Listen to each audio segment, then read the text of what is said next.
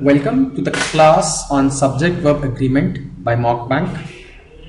Before I embark this class, I'll make it very clear that this topic is the most important topic for English grammar, since the very knowledge of this topic helps you to communicate effectively both in formal and informal communication. Let's revise one of the most important things in English grammar, that when you make a noun plural, you end up adding an S after it, or a ES or an IES. I will not go into the detail of that since we're not dealing with noun over here. So if the singular form is good, the plural form of the word will end up becoming goods. If you go on to the verbs in English language, when we want to pluralize a verb, we do not write an S at the end of the verb.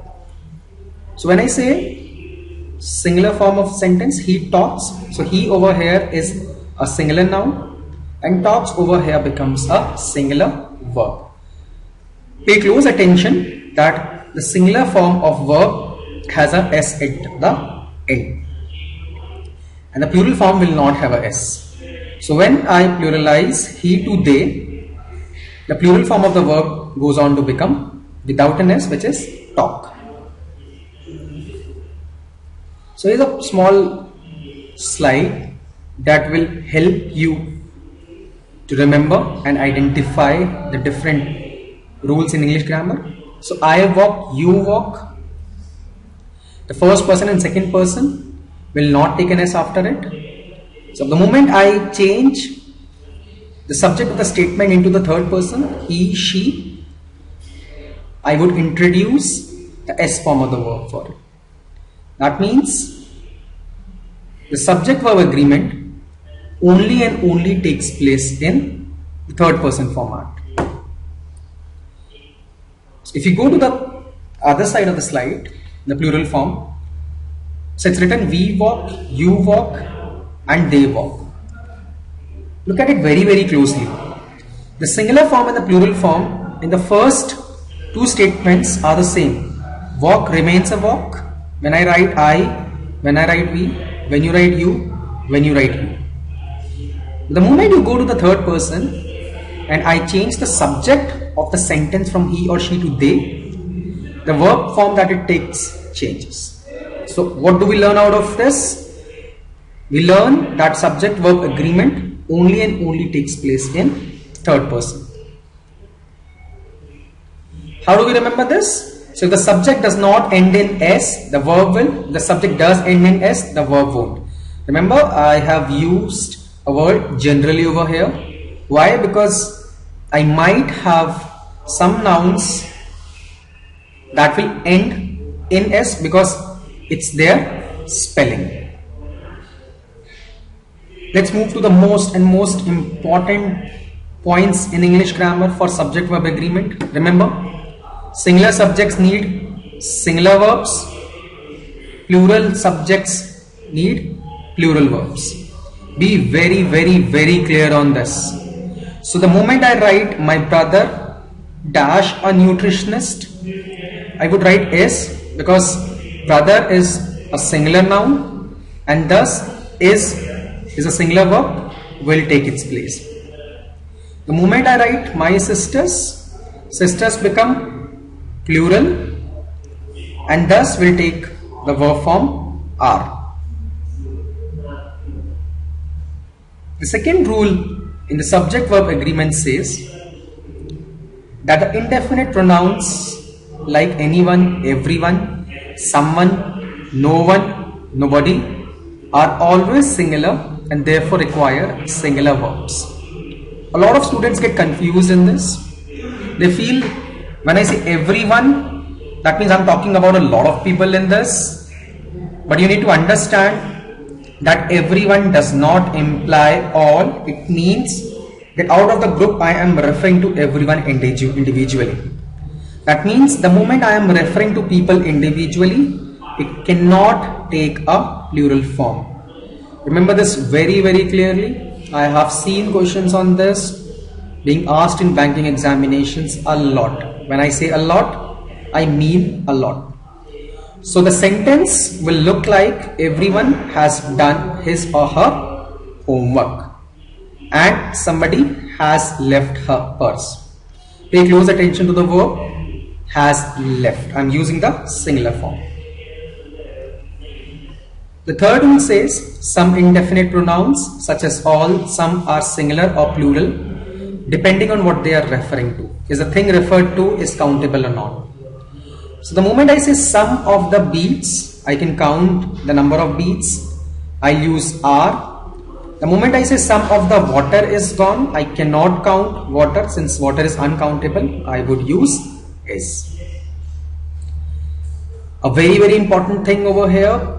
If there is one indefinite pronoun none, it could take both singular or plural form. Be very clear. I have seen students again getting confused in this. It does not matter whether you use a singular or a plural verb unless something else in the sentence determines its number.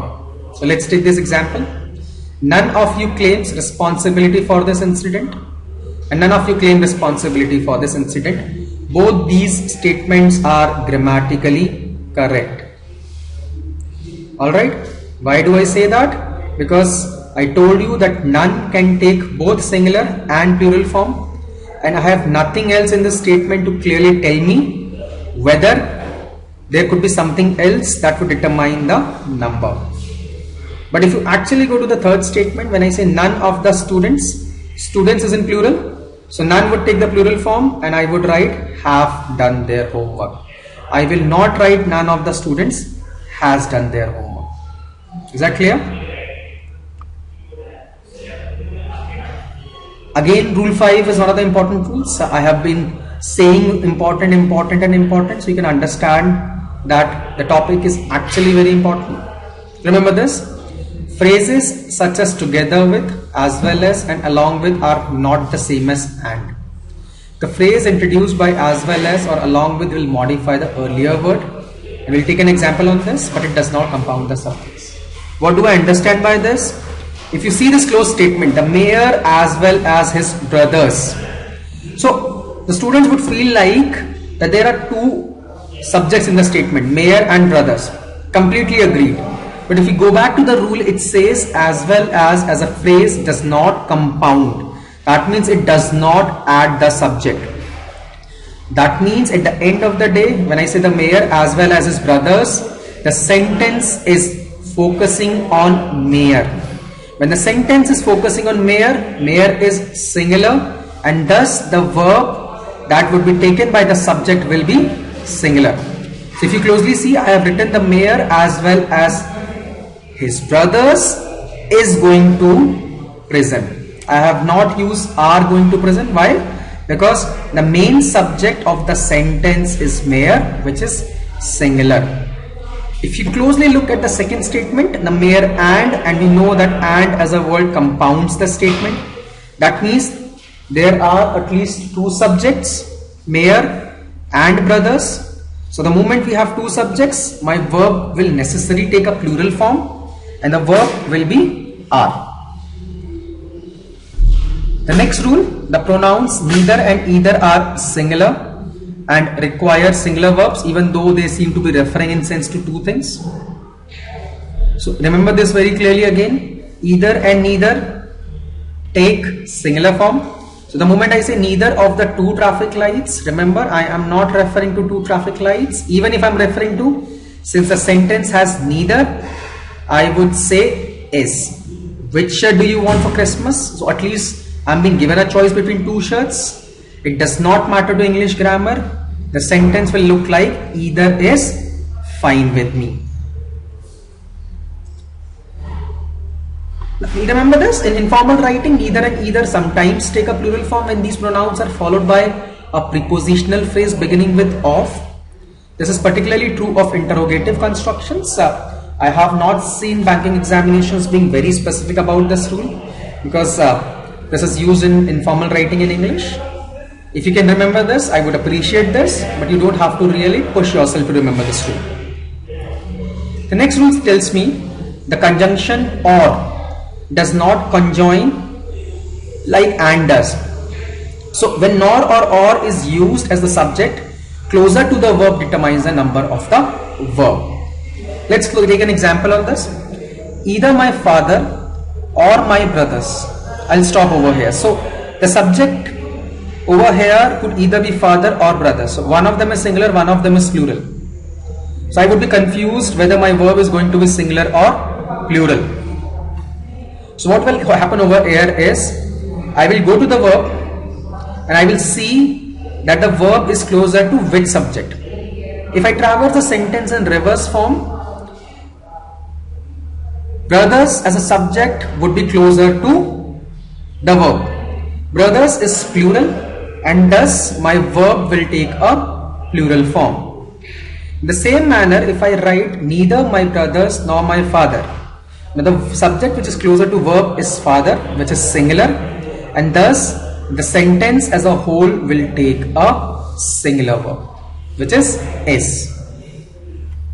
The words there and here are never subjects. So remember, the moment I am starting the sentence with there, so I do not know what the subject is. The subject of the statement is at the end of the statement, which is reasons. Reasons is plural, so I will write are. The moment I say there is no reason for this, there is only one reason that I am counting, and thus my sentence will use is. The next rule tells me verbs in the present tense for third person singular subjects he, she, it and anything those words can stand for have s endings. Other verbs do not have s endings. This is again important. Modifiers is something we'll take in the subsequent classes, but as of now remember this, that modifiers do not impact the subject. If you see the statement which I have given as an example, the mayor, and then there is a comma, then there's a big statement for 3.5 lines, and then there is a comma, and then I have written s. So you don't have to bother with whatever has been written in between mayor and the verb. The verb is going to agree with mayor. So how do you do these kind of questions? You just hide the information between the two commas or between the two hyphens. Just before the comma or the hyphen, look at the subject. If the subject is singular, the verb would be singular. If the subject is plural, the verb would be plural. Again, words such as glasses, pants, pliers and scissors are regarded as plural and require plural verbs unless they are preceded by the phrase pair of. Because the moment I precede them by the word pair of, the word pair becomes the subject. So when I say my glasses were on the bed, my pants were torn, a pair of plaid trousers is in the closet. Some words end in s and appear to be plural but are really singular and require singular verbs. There are a couple of examples. News and measles are two words that have been asked a lot of time in the banking examinations. So the words, they end up, the spelling ends in s. That does not mean the word itself is plural. So if the spelling ends with s and the word itself is singular, the verb that I would use for the two verb nouns would be singular itself. On the other hand, some words ending in s refer to a single thing but none are nonetheless plural and require a plural verb. My assets, so assets might end up in s but still takes a plural form. My assets were wiped out in the depression. The average worker's earnings, so earnings again ends with s but it would still take half. Our thanks go to the workers who supported the union. This is one rule you should memorize. Fractional expressions such as half of, a part of, a percentage of, a majority of are sometimes singular and sometimes plural depending on the meaning. So the moment I write a large percentage of the older population, population is being referred over here. It's taken as a collective noun, referred as singular. I would write a singular verb. 2/5 of the troops, troops is plural, so I would write were. 2/5 of the vineyard, so vineyard is again singular. Even if I am taking 2/5, I would take it as singular. 40% of the students are. Why? Because students itself is plural. Sums and products of mathematical processes are expressed as singular and require singular verbs. The expression more than one takes a singular verb. Remember this. I have seen examinations using and giving you questions on this. So more than one student has tried this. We will not use half. 2 and 2 is 4. 4 times 4 divided by 2 is 8. If your sentence compounds a positive and a negative subject and one is plural, the other singular, the verb should agree with the positive subject. Remember, we might have different connotations within the same sentence, that one part of the statement might give you a positive connotation and the second half of the statement might give you a negative. In that, my verb would agree with the positive subject. So when I say the department members but not the chair, so chair over here refers to someone in singular capacity, whereas department members is plural. So who has decided? The department members have decided not to teach. So what I'll do is I'll take the verb in agreement with department members. It is not the faculty members but the president who decides. So why am I using decides? Decides is plural because I would agree the verb with the subject preceded. I'll summarize today's class. Remember, singular nouns take singular verbs and plural nouns take plural verbs. Remember this very, very clearly. Remember the rules governing the singular plural form of nouns and verbs. Students often get confused within the same. And as at the start of the class, I told you that this topic has vast applications across English grammar and should be high on priority list because of its importance in written and formal communication. I hope this class was enjoyable for you and you learned something out of it. I'll see you.